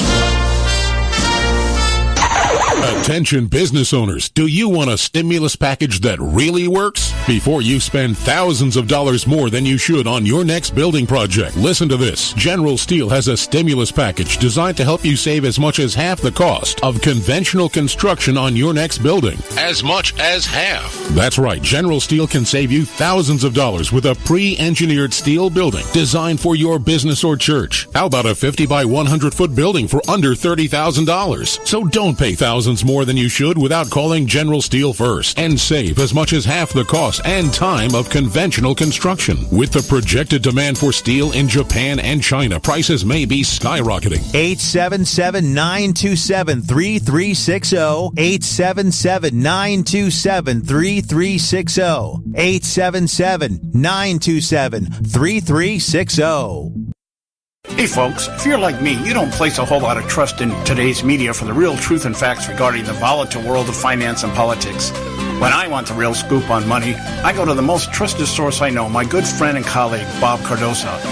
Bob is a noted expert with a PhD in international finance who airs his nationally known, globally syndicated show, Robert Cardoso Live, daily, Monday through Friday from 4 to 6 p.m. Pacific Time. With Bob, you'll get the right information at the right time from someone who knows his business and can help you make the right decision concerning yours. Again, Bob airs daily, Monday through Friday from 4 to 6 p.m. Pacific Time. Visit his website at robertcardosolive.com for information regarding stations and topics. That's robertcardosolive.com. Check Bob out. You'll be glad you did.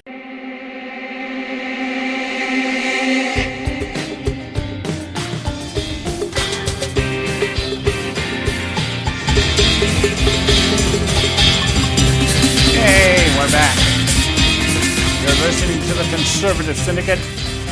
Real conservative talk from real conservatives. I'm your host, John Matthews, Mad Prophet of the Airways. You know, I'm going to go through a series here in the time we have left here. I'm going to go through a series of messages or a series of articles, 3 articles here. And just stick with me and you'll understand the method of my madness as I get through them. Talking about the brokered convention and the powers that be versus the wisdom that doesn't exist.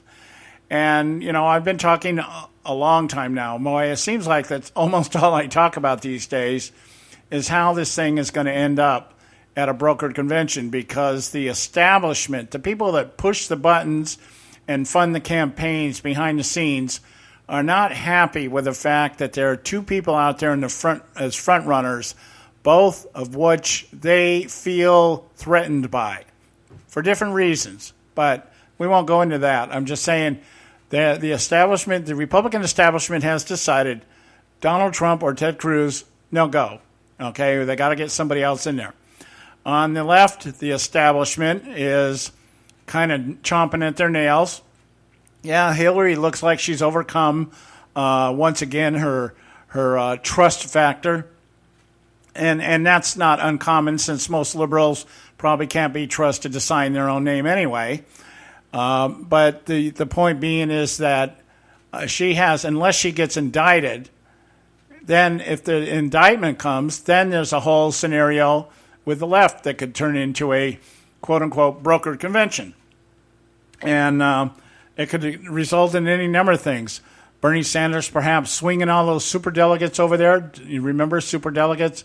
The people that don't have to be beholden to anybody, and they outnumber the delegates that are given out in the primaries 3-1 to ensure that no grassroots candidates, in the words of Debbie Wasserman Schultz, becomes the nominee, but that the establishment doesn't have to worry about the uprising that the Republican Party is facing right now. And it could mean Bernie Sanders, sways those superdelegates one way or the other, or they pull Uncle Joe out of the retirement home and put him up there, or whatever they end up doing, should it come down to an indictment for Hillary. So you've got both establishments playing around with this idea of a broker convention for one reason or another. And we've been talking about how Kasich, his job is to stay in the race now and to be able to drag delegates away from Trump and Cruz to keep either one of them from amassing enough that it would be rational and justifiable for the RNC at the convention in July to shove all the delegates in a room and barter and make their deals, much like the superdelegates get on the left. That's what superdelegates are. They're bought officials, people that get money from the DNC for making sure that they toe the DNC line. So we have these scenarios sitting out here, and that's what's made the whole thing volatile. That's what's made it so emotional, so up and down, and in and out, all around, all that kind of stuff. Well, John Kasich was out in the talk circuit last week talking about how he is going to be the candidate. It's no longer, well, it could happen. In his mind, he's going to be the candidate. And in fact, he's so sure that he's going to be the candidate, the rest of the world needs to chill out. Everybody just needs to chill out, okay? He was on Face the Nation, not this last Sunday, but the Sunday before. And he's got 143 delegates. He trails Donald Trump with 678 and Ted Cruz with 423. And then you got Marco Rubio, who has suspended his campaign, not dropped out, suspended his campaign, has 169, still more delegates than John Kasich. But if no one gets there, and this is Kasich, he says, we will go into Cleveland with momentum. And then the delegates are going to consider two things. Number one, who can win in the fall? And I'm the only one that can. That's what the polls indicate. And number two, a really crazy consideration like who could actually be president of the United States. The delegates will take everything seriously. They will take a look at people's experience and their electability, and that's fine. What everybody's so panicked about, everybody needs to take a chill pill, to tell you the truth. Now, let's just look at the logic of this. This is liberal logic that this guy is employing here. He's won one primary out of the 30 that have taken place so far.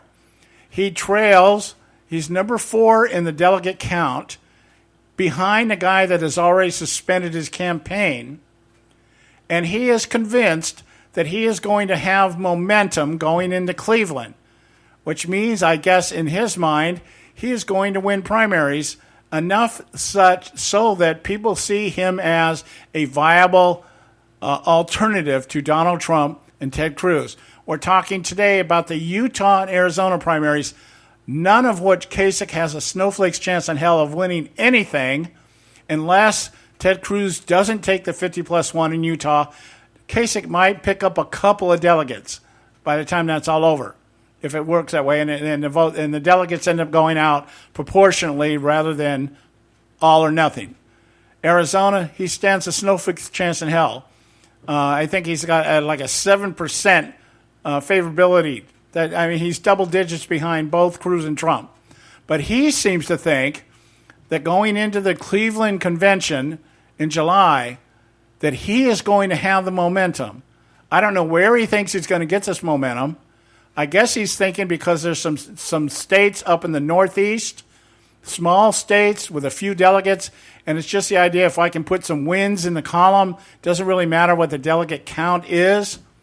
But let's look at this. He says that he's the only one, according to polls, that can beat Hillary Clinton. I got to ask you this question. If Donald Trump is winning, as he's winning right now, him and Ted Cruz are both amassing voters that are showing up out of nowhere. Him and Cruz both. Trump, I'll give him the advantage. I don't know what the breakdown is. But one thing's for sure. Trump and Cruz are bringing in enough voters that not only overcome anything Kasich could even imagine in his wildest imagination, but between Trump and Cruz, we got people showing up at the polls 3-1 compared to Hillary. 3 Republicans showing up to vote for either Trump or Cruz to every one that's showing up to vote for Hillary. And Hillary's not really beating Bernie Sanders by that bad either, my friends. And Bernie Sanders people aren't real happy with Clinton. How many of those people might just jump on the Trump bandwagon just because they don't like Hillary Clinton? It could happen. It could happen. But my point is this. How can you look at the numbers, Mr. Kasich, and look at the numbers realistically and think that you are going to somehow amass a momentum that is going to overshadow everything else. When you've got to win 105% of the delegates left, 105%, there's some liberal math for you. You got to win more than are there to be able to even to win this nomination outright. And you think because you're going to win some of these northeastern states that probably have 20 or 30 delegates in them because the population is about the size of New York City or something, that you're going to be able to amass momentum? When you look out here in the left coast, who knows what's going to happen out here in California? I got a sneaky suspicion Trump just might really do a number on people out here in California, because there's no place more disgruntled right now than California. We got to go to a break. When we come back, we'll continue. Stay with us, because I got 2 more articles I want to go through, and you'll understand the method behind my madness here as soon as we get back. Stay with us right here at the Conservative Syndicate. Don't go away. You can catch all our archives at theconservativesyndicate.net. The Conservative Syndicate. Real conservative talk from real conservatives. Term life insurance. It can be a powerful way to protect your assets and your family. You work hard to earn and save your money to build a nest egg for the future. Don't let it get wiped out because you didn't plan ahead. Take the time now and make a small investment in $500,000 or more in quality term life insurance. Call the Term Lifeline and let us shop the best companies to give you the lowest rates. We specialize in policies of $500,000 and above. Ask about some of our 10 and 20-year fixed rate plans with guaranteed rates. Call the Term Lifeline right now for your free insurance quote. 800-870-3609. 800-870-3609. You owe it to yourself to protect your family and your assets. Make term life insurance part of that plan. Call the Term Lifeline right now. 800-870-3609. 800-870-3609. Hey folks, if you're like me, you don't place a whole lot of trust in today's media for the real truth and facts regarding the volatile world of finance and politics. When I want the real scoop on money, I go to the most trusted source I know, my good friend and colleague, Bob Cardoso. Bob is a noted expert with a PhD in international finance who airs his nationally known, globally syndicated show, Robert Cardoso Live, daily, Monday through Friday from 4 to 6 p.m. Pacific Time. With Bob, you'll get the right information at the right time from someone who knows his business and can help you make the right decision concerning yours. Again, Bob airs daily, Monday through Friday from 4 to 6 p.m. Pacific Time. Visit his website at robertcardosolive.com for information regarding stations and topics. That's robertcardosolive.com. Check Bob out. You'll be glad you did.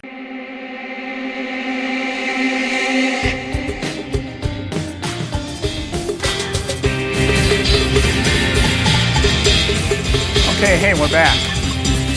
The Conservative Syndicate, real conservative talk from real conservatives. And we want to remind everybody you can visit our website at theconservativesyndicate.net and pick up this archive, any of our archives, find out anything you want to know about us, our panel, the people that contribute to our show. Some of them are writers, some of them are pundits, some of them are activists. And, check us out, theconservativesyndicate.net. All right, the method to my madness here. I got to keep reminding myself of that because sometimes it feels like I have gone completely mad. I was talking before the break about John Kasich's belief that we just all need to chill out because this is all going to end up in his camp anyway.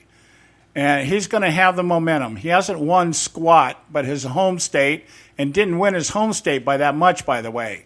He did win, but I don't think he won by 6-7 points when it all came down to it. It wasn't that big of a deal.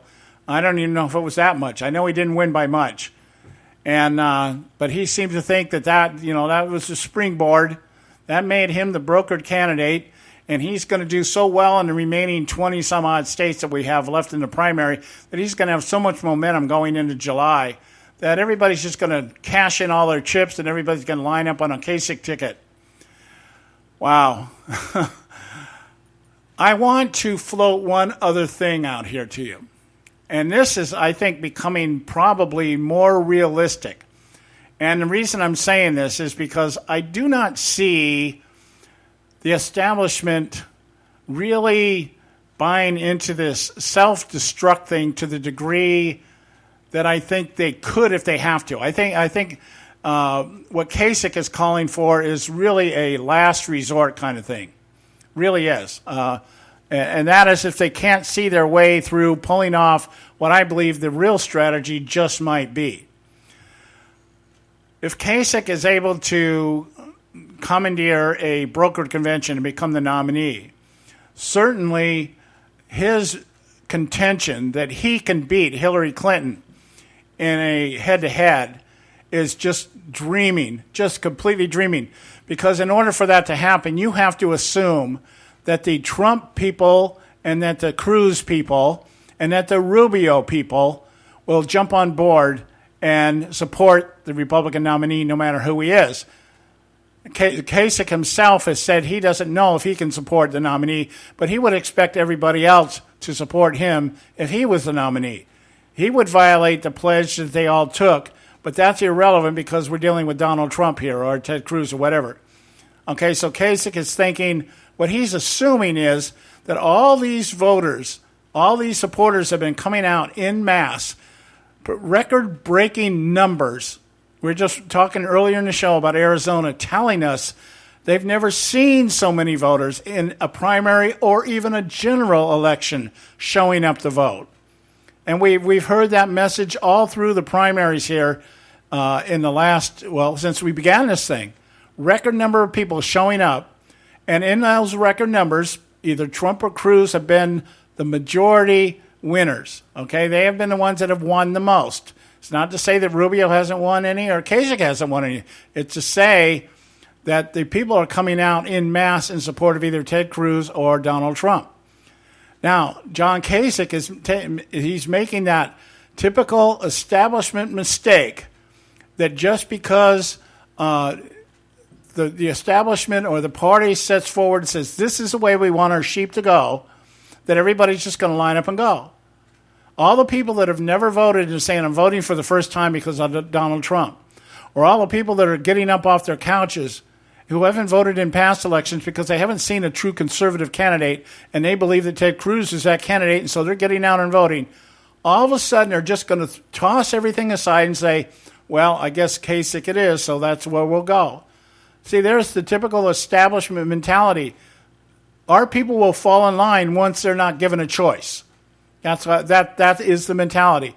If they don't have a choice, they'll just fall in line. They may bitch, moan, and groan about it. They may whimper. They may whine, but they're going to fall in line. It will not happen this time. It will not happen.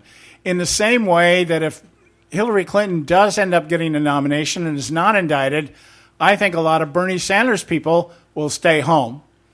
And so what we're going to be right back, if you ended up with a Kasich-Hillary Clinton matchup, what you would see is simply this. You would see the worst of the lesser of two evil contests that we've been faced with the last 4 or 5 election cycles, and you would see an even lower turnout.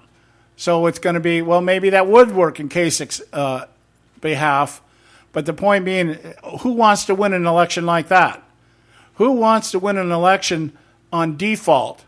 Who wants to win an election because we didn't have our party base showing up? And all those voters that Trump and Cruz have brought back to the table or brought in for the first time are now irrelevant and go back into the shadows, and everything remains the same. Now, I'm sure that's what the establishment is hoping for.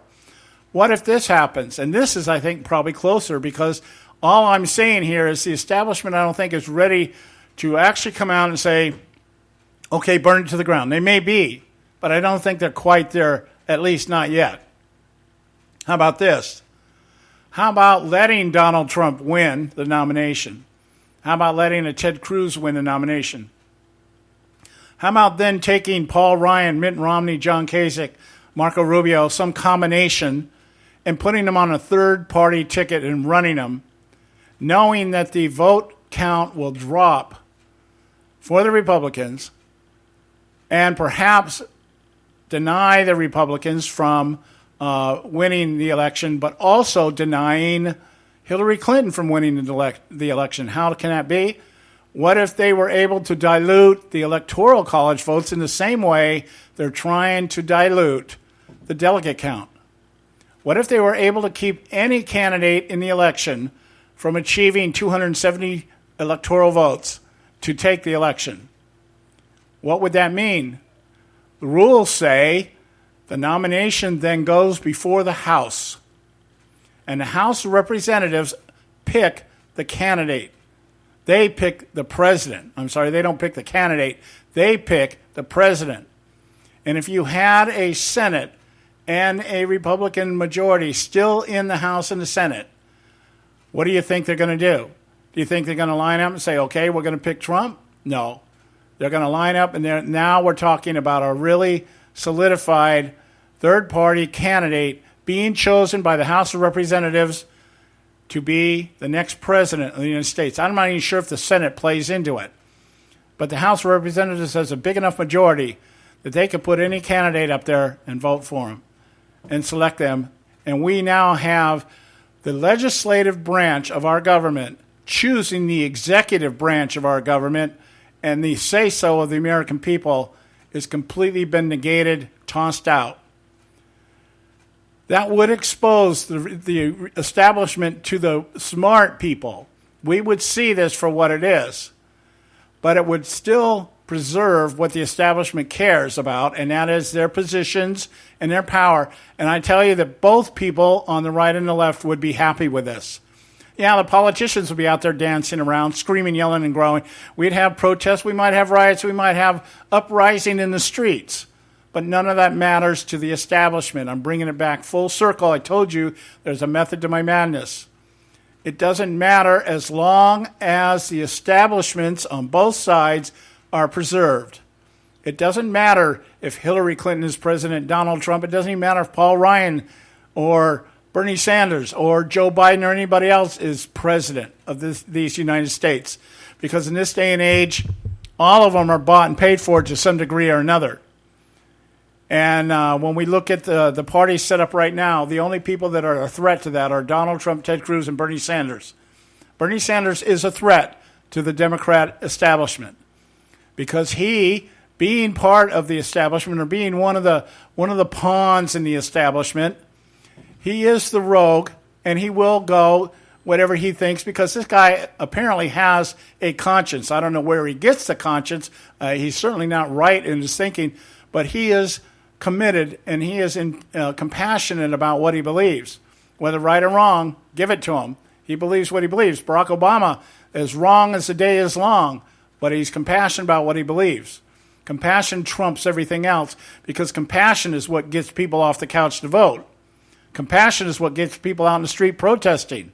That's the name of the game. Who can rile up the most passion?